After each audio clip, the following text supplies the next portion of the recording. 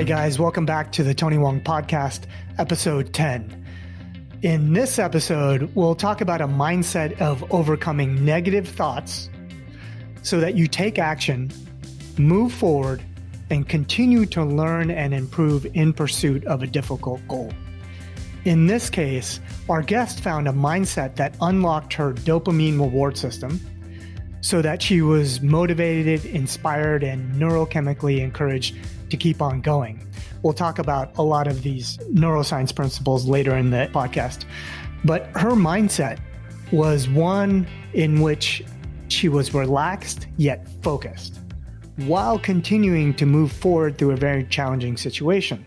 On the surface, this episode looks like it's about working out. And in one sense it is, but it's actually much bigger than that. See, the formula to working out is fairly simple. Exercise and challenge yourself a little bit each time you work out, and over time you'll get in shape. Yes, there's diet stuff, and we'll talk about that. But the whole thing is not convenient, fun, nor exciting. That's the very simple and effective way to get in shape and be healthy. But the real challenge is not discovering a new workout or a new diet. It's getting around all the self-defeating talk that says, I don't want to do this, or this sucks, or I'm tired, etc. The way you get around that stuff is by activating what neuroscientists call the dopamine reward system while doing challenging and very difficult things. So anyways, let's get into it. We have Andrea Hollenback as our guest again, because she's someone who's got it together professionally and personally and happens to already be in great physical shape. But she experiences the same self-defeating thoughts as everyone else. So let's see if I can find a way to get her to dissolve those self-defeating thoughts and continue forward.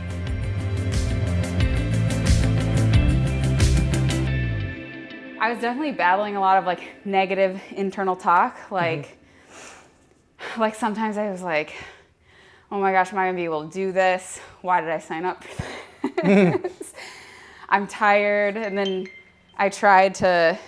there's times where I tried to combat that, like you got this, you're fine. I tried really hard to not allow myself to, when I was doing the push-ups, because the burpees were a push-up, right? So I'd already done 15 push-ups, and then I had to go into 10 push-ups, and I felt very fatigued. And I was really fighting myself to go to my knees rather than just being okay with it, which normally I'm okay with it, but in this situation I wasn't, which was interesting. I came into this with some tension in my shoulder. I woke up with a tension headache this morning and was trying to work that out before I got here. And I kind of felt some of that tension and that pain coming back, and that was messing with me mentally. And I was trying to not think about the pain, not to cause injury or anything, but because I felt like the pain, my mind was using it as an excuse or something to slow me down. It's oh, you have a pain in your shoulder and you're hurting, so you must slow down. And it's not necessarily. So it was because I was thinking about that, it was I was mentally making the pain worse, if that makes sense. Yeah. And then. So how did you deal with that? When I was doing the running at the end of the high knees, I guess throughout it, so something that I always do is when I breathe in and I breathe out, I'm positivity in, negativity out. And I just try to go hard on that, especially towards the end. But it was interesting. I felt like I was battling more negative than positive thoughts. Battling more negative. So when you say battling negative, tell me more about that. I say battling because it was it was almost like I was too aware of the negative self-talk. And normally, I feel for me, normally it's pretty easy for me to just shut that down and be stop, don't listen to that. That's tricking you. Yeah. And then replace it with something more positive. And I was having a hard time doing that and staying consistent with the positive. So do you think you were having a hard time because we ramped up the intensity? Probably, yeah.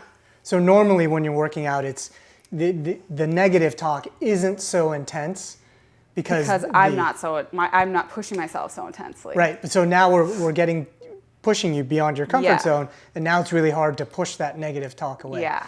And that negative talk was, can I do this? Why did I sign up for it? Was it telling you to stop? I'm tired. No, there might have been a little creeping in, like, I kind of want to quit. Okay. I'll be honest, that creeped in there a little bit. So yeah. Okay. Great. So that's perfect. I think that's a great baseline. Have you done a body scan before? Maybe. Okay.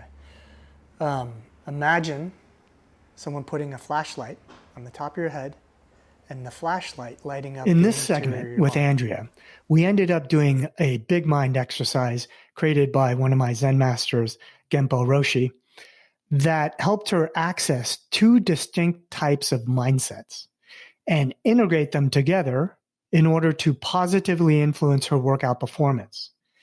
Because it was longer than I expected, I've fast forwarded this discussion part.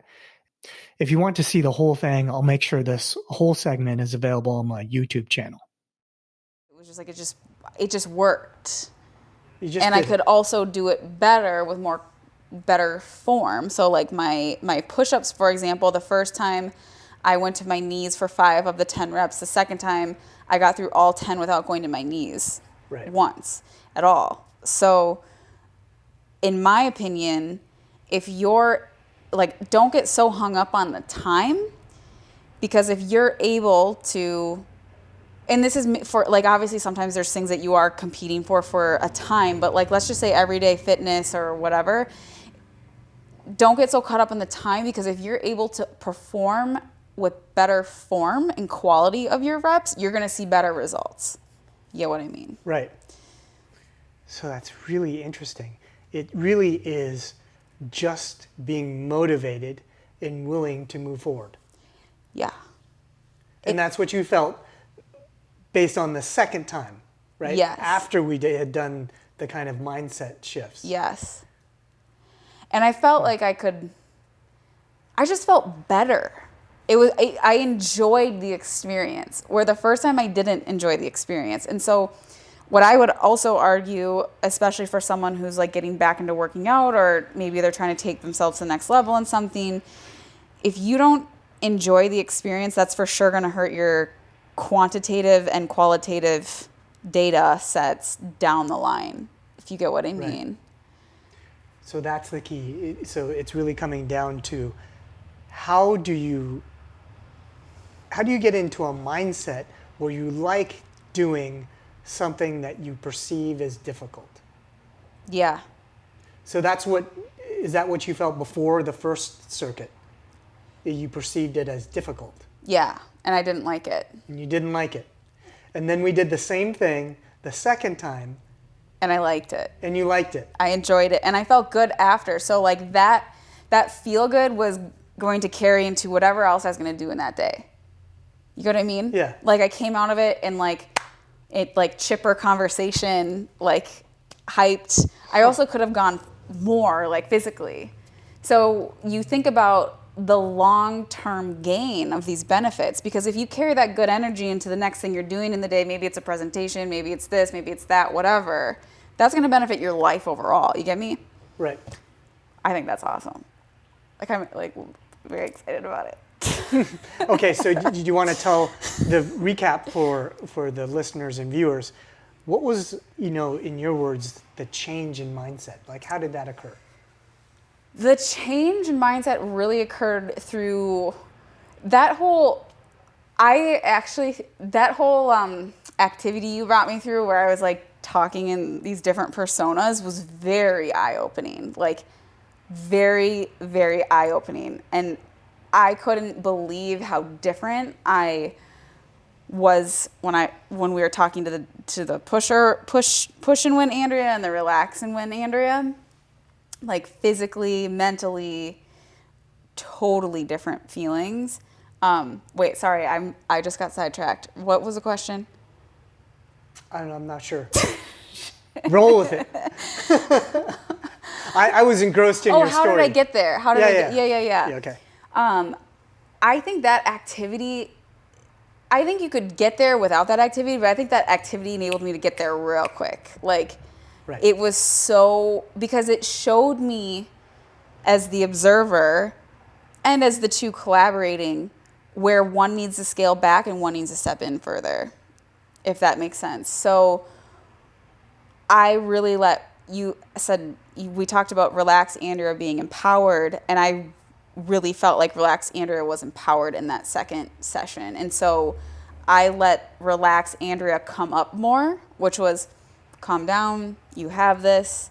Like, so the biggest difference was in the Relax Andrea mindset and that Andrea being empowered, I was much more present. I was calm. I wasn't overthinking. I was able to tune into the messages my body was giving me, like, hey, Andrea, you're doing these push-ups. You should really, really contract your core here because it will help you. And so, like, I think it was like rep 4 or 5, I started contracting my core more, and it helped me. Especially when I was at a point where I was like, I'm feeling a little fatigued, and I was like, no, use your core, you're fine. And I'm like, oh, yeah, that's right. So I was able to tune into my body's messages too, which was really interesting. But Relax Andrea helped me remember you have everything you need and you can do it. Like, and just let that come up rather than the negativity to shut it all down. Right. And so how did it compare to your experience going through the first time? Do you remember what you said? You said you were battling negative internal talk. Like, can I do this? Why did I sign up for this? I don't want to quit. Yeah, I'm tired. F this. Yeah. And sometimes I think people think they think that's what's going to push them through, and it doesn't. It totally, like... That's what you thought pushed you through after the first one, right? In the first one. Yeah. I don't know that I think that would push me through, but it ultimately what I'm saying is sometimes people like use that negative to, like, they think the negative pushes them through, if that makes sense. Right. But I don't think it does. Like, it hurt me big time. But the second time around, anyway, I digress, I didn't have to fight or push out any negativity other than when you were saying. Yeah, I was counting, and I was getting annoying counting. All it was, that's okay. Like, it was like Relax Andrea came in and she was like, that's okay. Like, he's just counting. It doesn't make a difference. Let it go. Where before Pusher Andrea was like, oh, 5 more? Are you kidding me? Like, right. Relax Andrea couldn't even come in to be like, just ignore it. You know what I mean? So that was really interesting. So when we did this, when we did a kind of a trial run on Saturday, that's what a lot of people reported, right? They would like push out the negative thoughts and replace them with positive, yeah. Right? What was interesting was, like, because there was so much less negative to push out or battle, I felt like I had more energy to focus on performing. Yeah. Because, like, if I just think about it, like, right now, reflecting back, it was like so much of my energy felt like it was being spent on that battle of, this sucks, like, I want to quit, I can't do it, like, whatever, where I got all of that energy back in the second time and put that towards performing and getting through it with quality. Yeah, and so theoretically, you would assume that since you were doing it for the second time, your performance would have degraded a bit. Because I was worn. Right, but you weren't. No, and I could keep going. My endurance was way higher. Right. Interesting. Okay, so let's rewind and let's talk about what was really at play here. What we're really talking about are neuroscience principles of being able to focus through agitation, right? And that sounds like it's fairly easy to do, but it's this weird paradoxical mix of you have to get into this agitated state, so your brain has to function with acetylcholine, with adrenaline, with norepinephrine, the same thing, but function in a state where caffeine is amping you up, right? And then you have to find focus. But focus isn't like that hard, like push out the negative. It's this weird calming through that storm. Yeah. Right? So that's the basic principle, the main part of creating neuroplasticity. But also, after that, you have to be able to ramp yourself down, bring the sympathetic nervous system down, and the parasympathetic, the one that relaxes, up. And that's the interplay that we were going for. Do you think any of that played out in the second time? Yeah, because I felt like there was like let's simplify this a little bit. So, the pusher Andrea is of the nerve system, the sympathetic, and the relax Andrea is the parasympathetic, and it's about finding that harmony and that balance, and when one can ramp up and one can ramp down, and this and that to get. I felt that, if you will, during the exercise. Yeah, the second one. Right. Where the first one was way more pusher Andrea. Was just all push. Yeah. Was all just like grind, push out the negative and keep on hustling. Yeah. Right? That's interesting. So I think I might have mentioned this off camera, but my Zen master's husband, who's also a Zen master, he was a Top Gun pilot in the Navy. And when he describes being in a dogfight, he gets to a state where he thinks of not being too anxious to win, but also being very determined not to lose. So it's this not being so ramped up where you're fixated and you get blind to things like, hey, I should use my core. Yeah. So when you're so fixated, you just get so myopic that you can't hear any other messages. Yeah. Right? Oh, yeah. So he's in the state of not being too anxious to win, but also very determined not to lose, right? So there's this will to win, but not too much. Yeah. Is that similar to what you were experiencing? Yes, very much. Because as he described, in part of what you described, he explained how you miss all of these other cues when you're just pushing. Right. Right?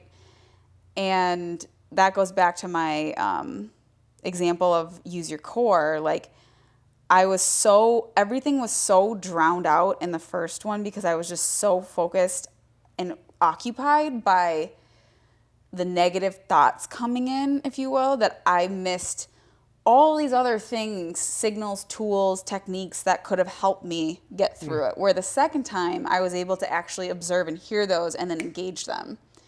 Like, literally what's going through my head right now is like, you know, in like a movie, if they show someone like solving a problem or crunching numbers and they're all going around their head, but they can see every single one of them. It's like, that's how I was. I was like, I could see every single signal around me and in me. That makes sense. So I mean, because my brain, I was slowed down enough, but still going to catch that, which was fascinating to experience. Yeah. So very aware, highly aware, but present to everything that's happening. And what is amazing about that is having that awareness, I think, is so valuable in so many other ways because, like, for example, let's say you're working on a high-stress project at work. It's like, if you miss those other cues, like, you could end up derailing yourself so greatly in the success of your work or whatever it is you're trying to achieve. So it's like this principle and this practice can be applied in a lot of ways. Like, how could it be applied? Well, for example, a high-stress work situation is a perfect example. A high-stress emergency situation, you have to call 911 because something happens to somebody or whatever.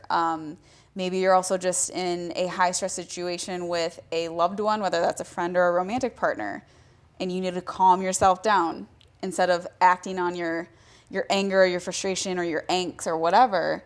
You can scale back and just observe, and you might be able, I don't think might, honestly, if I had to give you my opinion, you for sure would be able to navigate that challenge with your partner, whoever it is you're working with, much more level-headed and much more productively, because you're going to pick up on your cues, their cues, other cues, and also and then just shift yourself accordingly to navigate the situation successfully. Yeah, that reminds me of a thing that I often forget, and I'd imagine lots of guys forget, because the way guys resolve problems is like logically talking it out. Mm-hmm.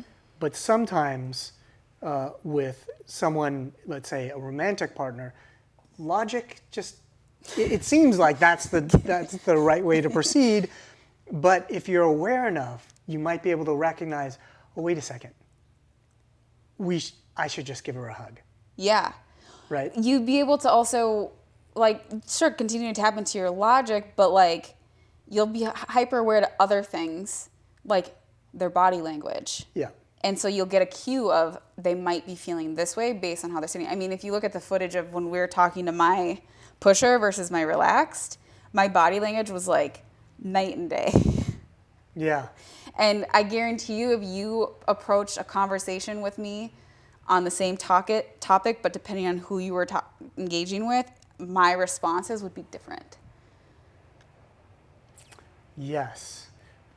Okay, so bringing it back to the neuroscience principles, we were just talking about the ability to be highly intense, but still relax and focus. Yeah. Not the like fixation, but focus, the kind of like wide open, being aware of lots of things.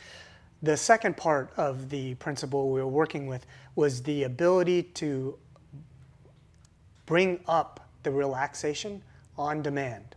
Yes. So now I'm curious to how you felt after circuit 1 and after circuit 2. Was there any difference?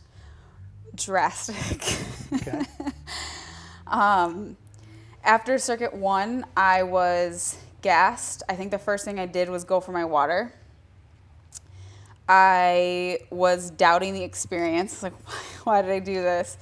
I'm not going to be able to do the second round. I just didn't feel good at all. I didn't want to keep going. After the second round, I was thirsty, but I didn't go for my water. Immediately, like, jumped into conversation. Even at the end of my circuit, when you said 10 seconds, I actually sped up my high knees, like, significantly. And I think I ran past you saying stop. Right. I think you had to say stop 3 times.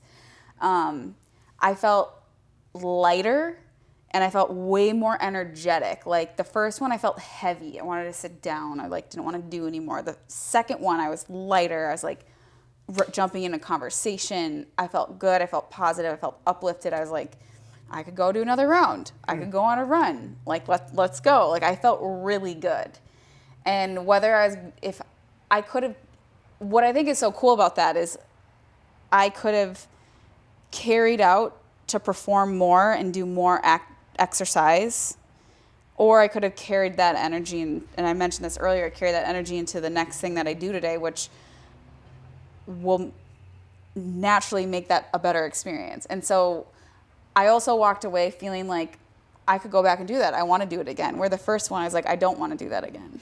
Okay, so in the first one, you didn't want to do it again, and you said you were heavy. Heavy with what? Exhaustion, the negative thoughts that were going through my head, like some frustration, irritation. And was that all showing up as like internal dialogue? Yeah. Interesting. And that internal dialogue had an effect on me. I felt physically.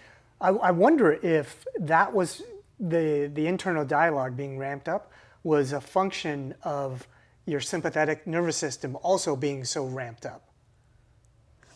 Yeah, it definitely could be. Let's look at the second round, the second circuit. Mm-hmm. Were you that ramped up during the second circuit? No, but you were performing as good or slightly better. Yes. And then the impact at the end of it was that since you weren't so ramped up, your parasympathetic, your relaxation nervous system came up, and it allowed you to not be so heavy with thought. Right, which made me feel not so heavy physically and made me feel physically more capable of doing more.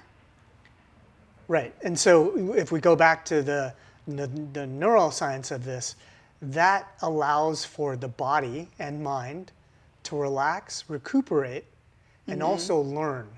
Right? Okay. And that's what you were talking about at the beginning of this. The ability to want to do it again allows you to continually learn and improve, right? Right. So from my perspective, engaging in retraining your brain to work this way Right. when you go into workouts will allow you to do more and accomplish more over time. Right. Yeah. And that's what neuroplasticity is. Yeah. It's the ability to learn a new habit, a new function within your neurobiology, Because you're retraining your brain, Right. and your mind. your autonomic nervous system. Right. So imagine, and that's huge. So imagine for anybody going into, let's keep it on topic here, starting to work out again or trying to take your workouts to the next level or maybe trying a new form of exercise. If you keep engaging in that, this sucks, this hurts, I can't do it, you're just going to continue to reinforce that behavior and ingrain that behavior in your brain. And over time, you're not going to achieve what you could if you were to take this other route. Right. And also maybe something more subtle is if you bypass that I don't want to do this with just forcing it through, that may have the same result in that you may force yourself through for a while, but at some point your willpower is going to give up and you're just going to be like, fuck this. I'm out. Yeah. And then it stops. And you're not going to achieve what you wanted to achieve. So this is tricky and interesting because I think so many people overcome the things that they don't want to do by that mentality of just crush it and grind it and just do it anyways. Yeah. And that, not to mention, it also sucks the energy out of you to go do something else, if that makes sense. Right. Because it's like, I just got out of that, I'm burnt, I'm fatigued, I don't feel good, I'm not super happy. That's taking away from other aspects of your life. So I don't know about if this happened or happens for you, but when I used to crush and grind in my career, I would do that basically Sunday all the way through Friday. Oh, yeah. Friday night would come and I would not have thought about my weekend. So plans were 50-50 at best. Even if I had plans, I'd be like, oh, I'd call my friends and be like, I just bag it. I can't do it. Can relate 100%. Like, I used to do that where I just would grind, push at work. Like you said, it would start Sunday. I would probably even maybe sometimes do a little bit on Saturday, depending. And to your point, by the end of Friday, it was like, no, I don't want to go to happy hour. No, I don't want to go do anything because I am so burnt out the rest of my life. I have nothing left for the rest of my life. Right. And that took, it beat me down. Like, it took everything out of me. It sucked my life out of me. And it took me to hit a really major breaking point to realize that's not the way that I'm going to succeed in life or my career. Yeah. Like, you have to take time apart from it. You can't just push and kill yourself because you might get your deadline and get the praise and the whatever, but I think over time it's not going to matter. What you could achieve will be far less than if you tried to find the balance between. Right. So it's interesting because the neuroscience of this we've applied to physically working out, but now we're talking about it's the same application with any sort of challenge that you face. Yeah, 100%. Especially work. Yes. Work's a big one. Big one. Yeah. I hit so many walls. I went through, in my late 20s, I went through panic attacks, and then I went through irritable bowel syndrome, and then I went through what felt like adrenal fatigue. It was just complete exhaustion. Yeah. Yeah, many times. And it's funny because like I had to go through, I think, a couple what I felt like rock bottoms before I was like, I'm not doing this again. Like I will not allow it. Yeah. I had to, I'm still working on it. I think Yeah. I'll always have to work on it to a degree. I'll never be perfect, and but it took some retraining of my mind. That's for sure. Yeah. One of my friends told me, like, he said, imagine if high-profile startups told you the truth. Told you the truth that in order for the CEO to become a billionaire and you become a millionaire, you're going to have to work your effing ass off. You're going to have to bend your morals, and you're going to have to give up your dreams of having a family life. That's the cold, hard truth, right? Essentially, that's what they say. That's the story. Yeah. Right, that's the story. And I think that's the story because that is a well-worn path. Sure.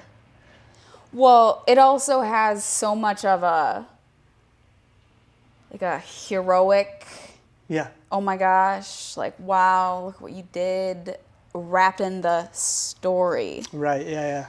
You're like almost a martyr. Yeah. Oh, you started in your garage and then you grinded and you did all these things and these ups and these downs and the this and the that and you gave up everything in your life. Like that's just like it makes for a great story. I do think that's true, but I also do think that there are a lot of successful people out there that is not how they operated. They actually took the time. They kept the mental balance, the physical balance. Yeah. They took the breaks when they needed them. They didn't drain themselves. Yeah, sure, they definitely had periods of work grinding, but then they made sure to recuperate. It wasn't like, yes, you know what I mean? And this constant from year 1 to year 5, you have no life other than grinding 24/7. But that's me pushing the status quo. right. Well, I mean, from a lot of points of view, this is mirroring that, right? Yeah, for sure. This is getting ramped up to just the right type of ramped up and then relaxing. And then ramped up and relaxing. Yeah. And if we didn't take how much time did we take in between? 30 minutes? 30 minutes, probably. If we didn't take that to invest in myself, into my mind, my mental health and well-being, I would never have been able to come out on the other end. I wouldn't have even done the session again. You know what I mean? So that just proves to show taking the time to slow down will enable you to speed up and or go further and or reach better heights later. Yeah. And like you said, continue to want to do it another day. Yes, exactly. Okay. So, which is interesting. It really starts to challenge that story that we're fed about entrepreneurs and grind and start in the garage and 24/7. For me, we're back to the whole unicorn discussion, right? Of being able to enjoy and live your life and, be successful. I won't go into because this would be a total tangent, but I also think there's an element of if you're going to build something like that and invest a lot of your time while still taking relaxation and breaks in between, if you follow what I think would be the best practice, but there's also an element of enjoying what it is you're building. You know what I mean? Sure. Because sometimes, I went through this where I've always known I wanted to be an entrepreneur, and when I was chasing that or going after that, when I first moved out to California 5 years ago, I was trying to go for what's going to make me the biggest dollar, the most money. And I ended up doing some stuff for startups and on the side of my full-time job, and I hated it. Like I was miserable. But right now, what I'm doing in the side of my full-time job is starting to build my own business, but it's totally in line with what I'm passionate about, what I love. And that makes a world's difference. You know what I mean? Yeah. Anyway, I digress. Today's episode was about challenging the belief that we have to crush, grind, and power through to perform, and that it somehow has to feel hard. To challenge that belief, we applied neuroscience principles of the autonomic nervous system to hack Andrea's self-defeating thoughts so that she could progress forward and ultimately feel motivated and inspired to do the hard work. I think one of the most counterintuitive aspects of the neuroscience principles that you saw demonstrated in this coaching was that in order to progress and reach your peak performance, in other words, win, you must be able to simultaneously increase anxiety, effort, and adrenaline and relax while focusing. To me, that sounds totally paradoxical, because it is. But in the coaching, I talked Andrea through how to embrace a high degree of stress and anxiety and simultaneously integrate relaxed focus. What we were aiming to do was give Andrea the ability to switch back and forth between focusing during stress and then ramping down to relax the mind and body. Being able to control yourself and dip into these mindsets at will was the goal in order to get into a neuroplastic state, i.e. a learning state, and create a learning frame of mind that lasts through difficult challenges. And to me, it seems like we were able to achieve that goal. Andrea's quantitative and especially qualitative experience was greatly improved. And most importantly, she was motivated to keep going, keep learning, and keep improving. From all that I've read, seen, and done myself, this is the key to success, not only in working out, but in all areas of your life.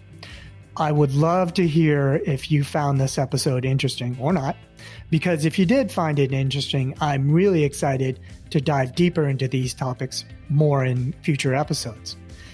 Thanks for listening, and we'll see you on another episode.